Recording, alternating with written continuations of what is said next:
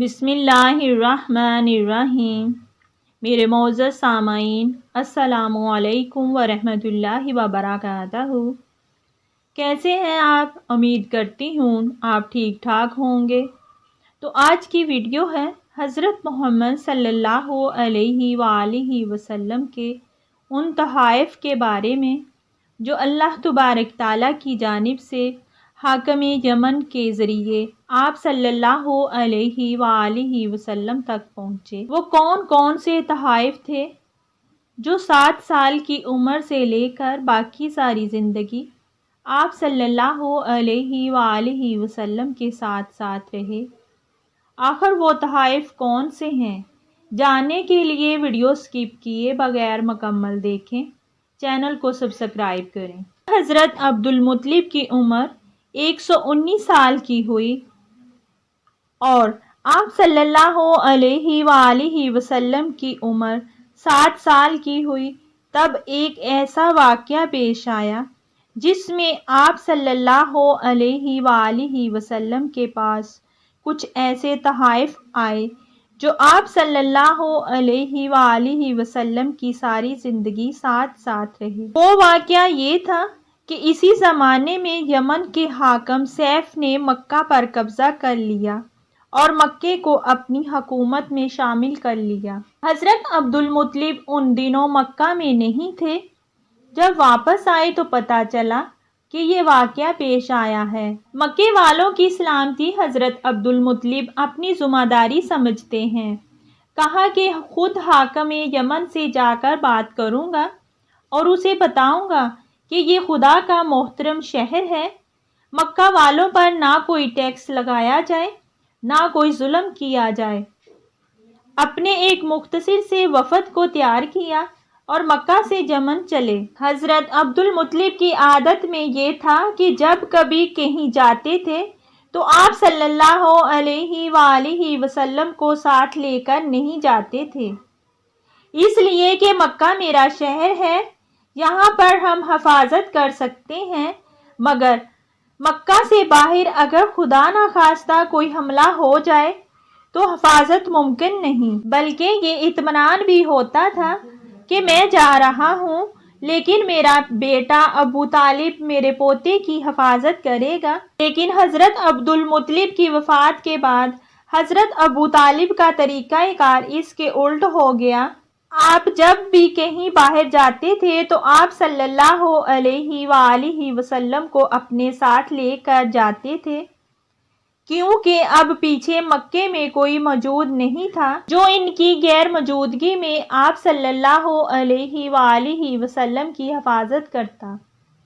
حضرت عبدالمطلب جب یمن پہنچے تو وہاں کا حاکم سیف چھٹی منانے گیا ہوا تھا۔ اس حاکم کا طریقہ کار یہ تھا کہ جب موسم بہار میں عید نوروز سے 40 دن تک حکومت کے سارے کام بند کر دیتا تھا۔ ایک بڑا عالی شان باغ لگایا ہوا تھا۔ اس باغ کے اندر ایک بہت ہی خوبصورت محل بنایا گیا تھا جس کے کئی دروازے تھے۔ 40 دن تک اسی محل میں جا کے بیٹھ جاتا تھا اور سپاہیوں کو سخت ترین حکم تھا کہ کسی کو میرے پاس نہیں آنے دینا، چاہے میرے اپنے ہی کیوں نہ ہوں۔ 40 دن پورے ملک سے چھٹی پا کر آرام کرتا تھا۔ حضرت عبدالمطلب یہاں پہنچے تو پتہ چلا کہ حاکم یمن چھٹی منا رہا ہے۔ حضرت عبدالمطلب پریشان کہ مجھے مکہ جا کر اپنے امور کو سنبھالنا ہے، 40 دن تو یہاں نہیں رکا جا سکتا اور اس کے بعد کا بھی پتہ نہیں حاکم اور کتنے دن روک لے۔ پھر یہ دیکھا کہ باغ کے راستے سے تو جانا ممکن نہیں، مگر صحرا کے راستے سے جو بالکل ویران ہے، اس طرف سے جو دروازہ ہے وہاں سے جایا جا سکتا ہے۔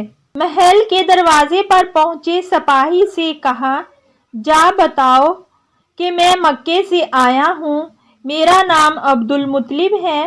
سپاہی نے انکار کر دیا کہ مجھے قتل کر دیا جائے گا اگر میں نے آپ کا نام بھی اندر پہنچایا۔ تو حضرت عبدالمطلب نے یہ سنا تو اپنے تھیلے سے 100 سرخ اشرفیاں نکالی اور اس کے حوالے کی، یہ میری طرف سے انعام ہے اور یہ میرا وعدہ بھی ہے کہ تمہیں کوئی نقصان نہیں پہنچے گا۔ اگر نقصان پہنچے تو میری ذمہ داری ہے، تمہارے نقصان کو میں پورا کروں گا۔ اب جب 100 اشرفیاں دیکھیں تو وہ بھی ایک لمحے کے لیے بھول گیا کہ میں کتنا بڑا خطرہ مول لے رہا ہوں۔ محل کے اندر گیا، جانے کے بعد دیکھا کہ حاکم محل کے درمیان بیٹھا ہے۔ کہا کہ انتہائی مقدس اور ضعیف شخص مکے سے آیا ہے، آپ سے ملاقات کرنا چاہتا ہے۔ حاکم یمن سیف نے سنا تو ایسا لگا جیسے اسے بھی کسی آنے والے کا انتظار تھا، ورنہ یہ وہ حاکم تھا جس کا حکم تھا کہ اگر میرے بیٹے بھی آئے تو ان کو بھی قتل کر دوں گا۔ ننگی تلوار رکھی ہوئی ہے، لیکن اس وقت یہ سننے کے بعد ایک اجنبی شخص مکے سے آیا ہے تو یہ سن کر کہتا ہے کہ جاؤ اسے بلا کر لاؤ۔ یہ جملہ بتا رہا ہے کہ حاکم نے مکے پر قبضہ کیا تو اس کا کوئی مقصد تھا، اور اب غالباً اس کو انتظار تھا کہ مکے سے ضرور میرے پاس کوئی آئے گا۔ سپاہی نے دروازے پر جا کر حضرت عبدالمطلب سے کہا، آئیے۔ سپاہی خود حیران ہے، اسے یقین نہیں آ رہا۔ اب جب پیغام لے کر آ گیا ہے تو سوچ رہا ہے کہ میں نے کتنی بڑی حماقت کر دی، مگر یقین نہیں آ رہا کہ آج کیا معجزہ ہو گیا۔ حضرت عبدالمطلب کو لے کر محل کے اندر پہنچا۔ حاکم یمن محل کے اندر بیٹھا ہے، ایک پہلو میں ننگی تلوار ہے، ایک پہلو میں شراب کا جام ہے۔ حضرت عبدالمطلب کو آتا ہوا دیکھا تو کھڑے ہو کر استقبال کیا۔ آپ کہاں سے تشریف لائے ہیں؟ حضرت عبدالمطلب نے کہا کہ میں مکے سے آیا ہوں اور مکے والوں کے بارے میں بات کرنا چاہتا ہوں۔ کہا کہ آپ بیٹھ جائیے، آپ سے تو میں بعد میں سنوں گا، پہلے میں آپ کو کچھ بتانا چاہتا ہوں کہ میرے پاس انبیاء کے صفوں سے ایک علم پہنچا ہے کہ مکے میں عن قریب اللہ کا آخری رسول ظاہر ہونے والا ہے۔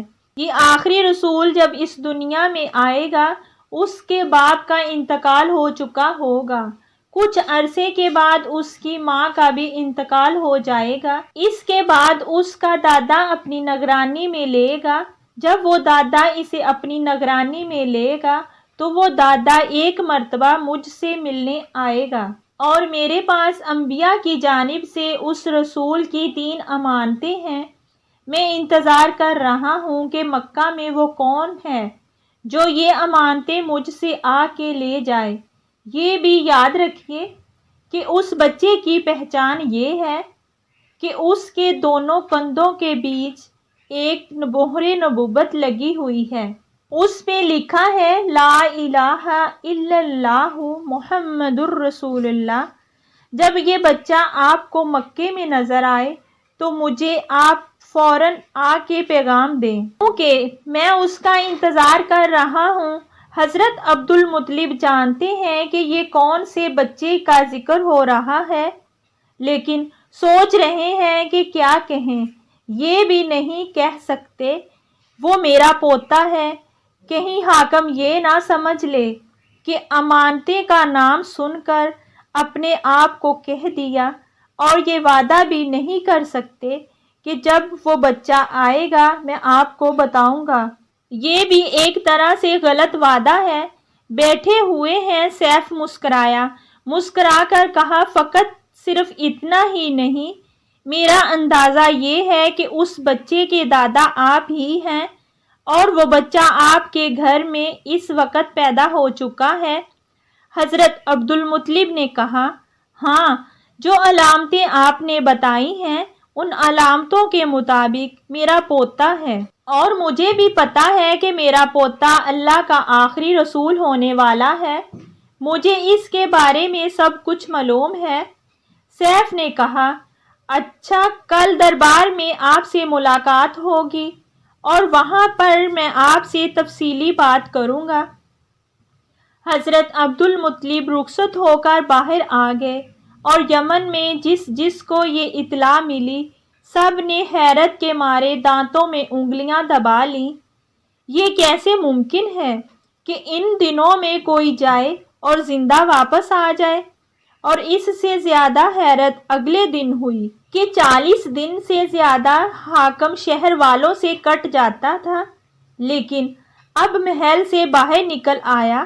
اگلے دن دربار سجایا گیا اور دربار میں باقاعدہ مکے کے وفد کو شاہی مہمان کی حیثیت سے بلایا گیا۔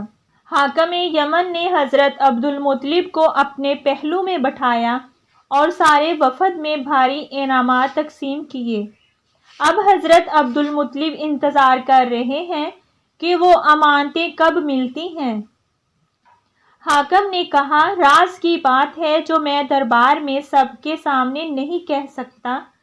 شام کو آپ میرے محل میں آئیے، جب آپ کو رخصت کیا جائے گا وہ امانتیں آپ کو دے دی جائیں گی۔ حضرت عبدالمطلب کو انتظار ہے۔ شام کا وقت آیا، حضرت عبدالمطلب محل میں گئے تو حاکم یمن نے 3 جانور پیش کیے۔ کہا کہ یہ 3 جانور میری طرف سے آپ کے اس پوتے کے لیے تحفہ ہے جو اللہ کا آخری رسول ہونے والا ہے، اور اگر میں زندہ رہا تو یقیناً اس کی مدد کروں گا۔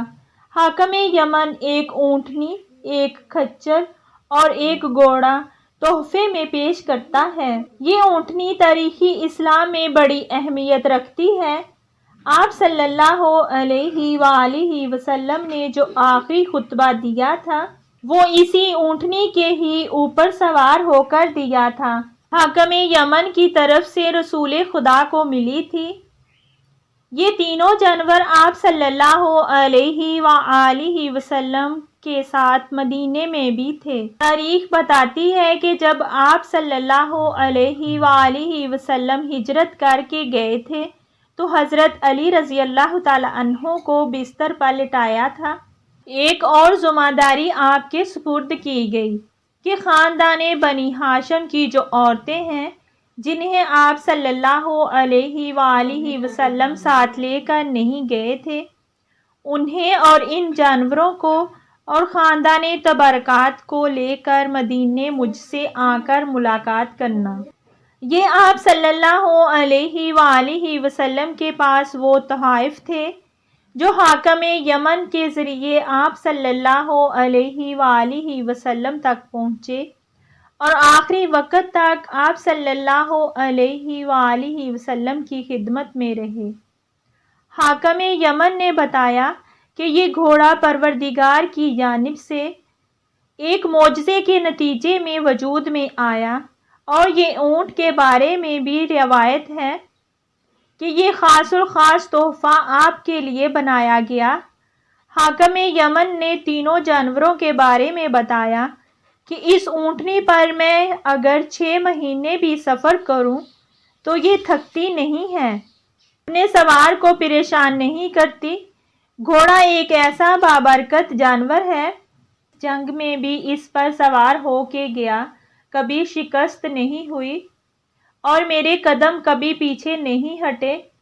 کھچر ایسا ہے کہ اس پر سوار ہو کر تفریح کی جائے تو انسان کی تفریح کا لطف دوبالا ہو جاتا ہے۔ یہ خاص الخاص 3 تحفے ہیں، یہ آپ اس سال اپنے ساتھ لے جائیں۔ آئندہ سال جب آپ تشریف لائیں، اور اہم ترین راز ہے جو انبیاء کے صفوں میں ہے اور میرے سینے میں محفوظ ہے، میں وہ آپ تک پہنچاؤں گا تاکہ آپ بھی اپنے خاندان والوں کو یہ راز بتائیں۔ اپنے پوتے کی حد سے زیادہ حفاظت کریں۔ آئندہ سال مجھ سے ضرور ملاقات کریں اور میرا یہ عقیدہ سنتے جائیں کہ میں آپ کے پوتے کی نبوت پر ایمان لا چکا ہوں، اور اگر زندہ رہا تو تلوار نکال کر ان کی مدد کروں گا۔ حضرت عبدالمطلب کو خدا حافظ کہا۔ حضرت عبدالمطلب انتہائی خوشی کے عالم میں واپس آ رہے ہیں۔ مکہ کے قریب پہنچتے ہیں۔ ایک مرتبہ مکہ والوں کو پتہ چلا کہ ہمارے سردار حاکم یمن سے ملاقات کر کے آ رہے ہیں۔ سارا مکہ استقبال کے لیے نکلا۔ آپ صلی اللہ علیہ وآلہ وسلم ساتھ ہیں، مگر راستے میں ایک پتھر پر بیٹھ گئے اور مکے والے آگے بڑھ گئے۔ جیسے ہی یہ استقبالیہ ہجوم حضرت عبدالمطلب کے قریب پہنچا تو حضرت عبدالمطلب نے کسی کو نہیں دیکھا پہلا سوال کیا کہ میرا پوتا کہاں ہے؟ مکہ والے اب ایک دوسرے کو دیکھ رہے ہیں۔ پتہ چلا کہ وہ راستے میں ایک جگہ آرام کے لیے بیٹھ گئے تھے۔ ہم آگے نکل آئے۔ حضرت عبدالمطلب نے کہا، میں کسی سے ملاقات نہیں کروں گا جب تک میں اپنے عبداللہ کی نشانی کی زیارت نہ کر لوں۔ سب کو ہٹا کر آگے بڑھے اور خود آپ صلی اللہ علیہ وآلہ وسلم کے پاس پہنچے۔ کہا کہ یہ 3 تحائف ہیں، تمہارے لیے لایا ہوں۔ آپ صلی اللہ علیہ وآلہ وسلم نے انتہائی خوشی کے ساتھ ان تحائف کو قبول کیا، حاکم یمن کو دعا دی اور اس کے بعد یہ تینوں تحائف آپ صلی اللہ علیہ وآلہ وسلم کے ساتھ ساتھ رہے۔ یہ آپ صلی اللہ علیہ وآلہ وسلم کی 7ویں سال کی عمر کا واقعہ ہے۔ ویڈیو پسند آئے تو لائک، کمنٹ اور شیئر کریں۔ جزاک اللہ خیر۔